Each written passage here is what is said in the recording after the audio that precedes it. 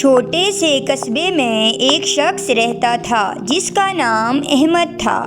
وہ ایک چھوٹی دکان کا مالک تھا۔ احمد کو لوگ عزت کی نگاہ سے دیکھتے تھے کیونکہ وہ بظاہر نیک اور شریف انسان تھا، لیکن اس کے دل میں چھپی ایک کمزوری تھی، وہ تھا اس کا لالچ۔ ایک دن ایک بزرگ مسافر احمد کی دکان پر آیا۔ وہ بہت تھکا ہوا لگ رہا تھا۔ اس نے احمد سے کہا، بھائی میں مسافر ہوں، کل صبح یہاں سے گزرنا ہے۔ میرے پاس ایک بند بیگ ہے جس میں کچھ قیمتی چیزیں ہیں، کیا تم اسے رات کے لیے بطور امانت اپنے پاس رکھ سکتے ہو؟ احمد نے نیکی کے جذبے کے تحت وہ بیگ رکھ لیا، مگر جیسے ہی مسافر چلا گیا احمد کے دل میں تجسس اور لالچ پیدا ہونے لگا۔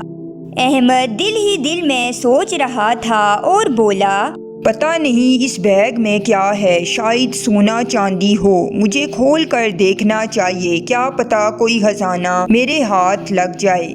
احمد نے بیگ کھولنے کا سوچا۔ وہ بیگ کھولنے لگا تو بار بار اس کا ضمیر اسے ملامت کر رہا تھا، یہ امانت ہے، اللہ دیکھ رہا ہے۔ لیکن احمد شیطان کی باتوں میں آ گیا اور اس نے وہ بیگ کھول دیا۔ اس بیگ میں نہ تو سونا تھا اور نہ ہی چاندی، بلکہ ایک پرانی گھڑی اور ایک خط تھا۔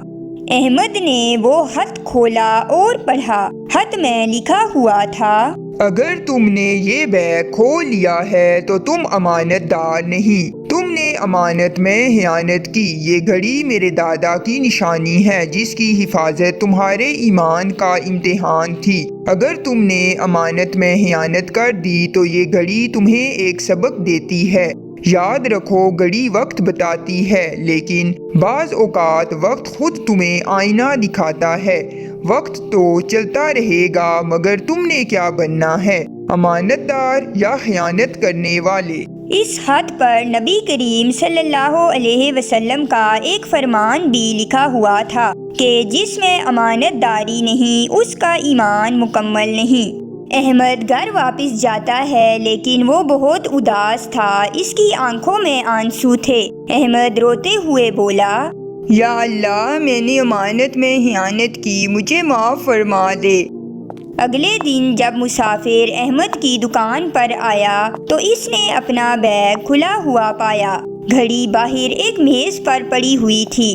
احمد بہت شرمندہ تھا۔ اس نے معافی مانگی اور سب سچ بتا دیا اور اب خود کو بدلنے کا وعدہ کیا۔ پیارے دوستو، امانت ایک اعتبار ہوتا ہے، اور اگر اعتبار ٹوٹ جائے تو صرف چیزیں نہیں بلکہ دل بھی ٹوٹتا ہے۔ جو امانت میں خیانت کرتا ہے وہ خود سے، اللہ سے اور دوسروں سے اپنا اعتماد کھو دیتا ہے۔ یاد رکھیں، جس دل میں اللہ کا خوف ہو وہ کبھی امانت میں خیانت نہیں کرتا۔